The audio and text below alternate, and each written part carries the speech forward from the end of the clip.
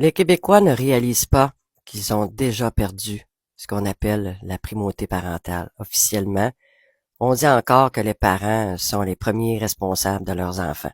Mais dans les faits, depuis plus de 40 ans, les lois ont grugé ce principe au point qu'il n'existe plus que sur papier.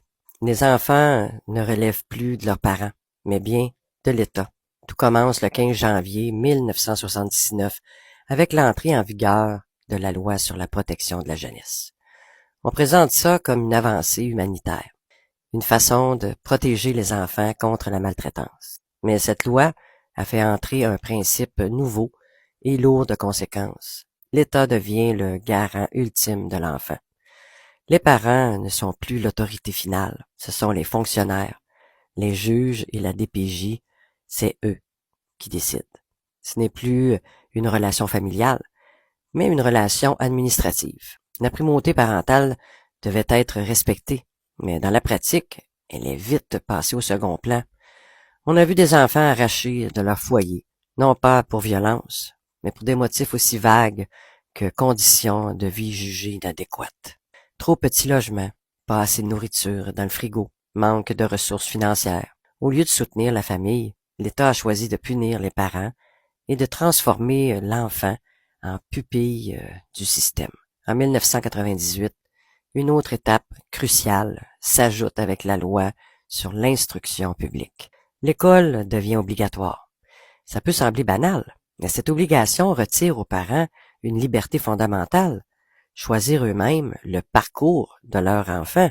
À partir de ce moment, refuser d'envoyer ton enfant à l'école n'était plus un choix, c'était une infraction. Et si tu t'y opposes, l'État peut intervenir directement. Les parents passent du rôle de premier éducateur à celui de simple exécutant des décisions imposées par le ministère. En 2015, l'imposition des cours d'éducation sexuelle dans toutes les écoles illustre encore cette logique. De nombreux parents ont protesté. Certains ont demandé le droit de retirer leurs enfants de ces cours pour des raisons religieuses ou morales. La réponse a été claire. Impossible. L'État a tranché, la primauté parentale ne vaut plus rien. Même si tu juges que ton enfant n'est pas prêt ou que ses contenus contredisent tes valeurs, tu n'as aucun mot à dire là-dessus. Le 1er janvier 2022, un autre pas de l'avant. Le gouvernement révise la loi de la protection de la jeunesse. Les mesures deviennent encore beaucoup plus intrusives. On raccourcit les délais avant qu'un enfant placé en famille d'accueil ne soit déclaré non retournable aux parents. Ça veut dire que si ton enfant est retiré de chez toi, tu risques de ne plus jamais le revoir, même si ta situation s'améliore. La loi dit noir sur blanc que l'intérêt supérieur de l'enfant prime sur la primauté parentale. Et devine qui définit cet intérêt supérieur? Pas toi, pas la famille, mais l'État. Les exemples concrets sont glaçants. Un père qui voulait faire l'école à la maison s'est vu accusé de négligence éducative. La DPJ est intervenue. Ses enfants ont été envoyés ailleurs. Une mère qui refusait un traitement médical pour son fils s'est vue déclarée inapte à protéger l'enfant.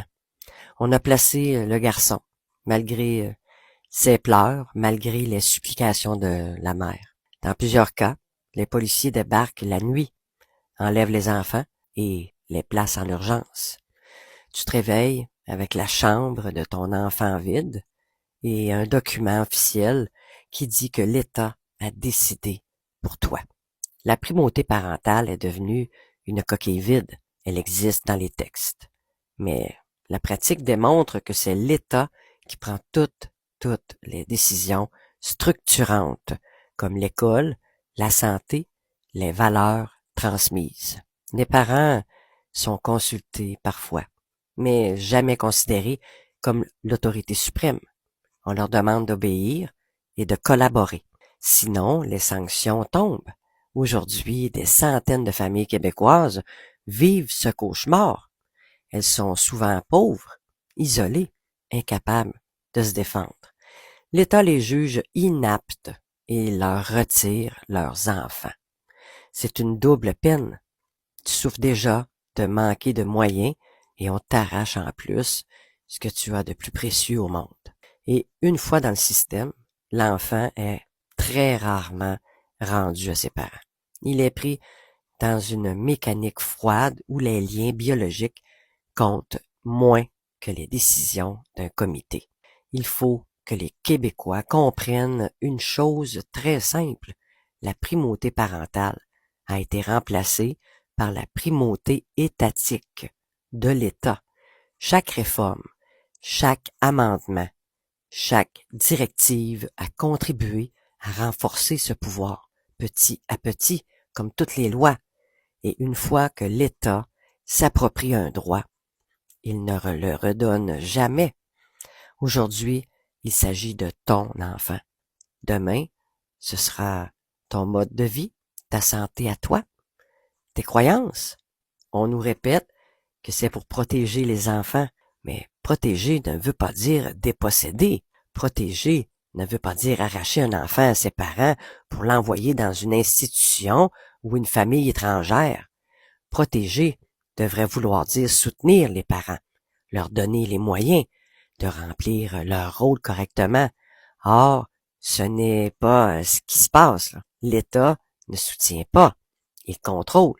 Les Québécois doivent ouvrir les yeux maintenant, parce qu'un jour, ils vont se réveiller et réaliser que leurs enfants ne leur appartiennent plus du tout. En général, les gens ne le savent même pas, qu'ils ne sont plus qu'une extension de l'État. Et à ce moment-là, il sera beaucoup trop tard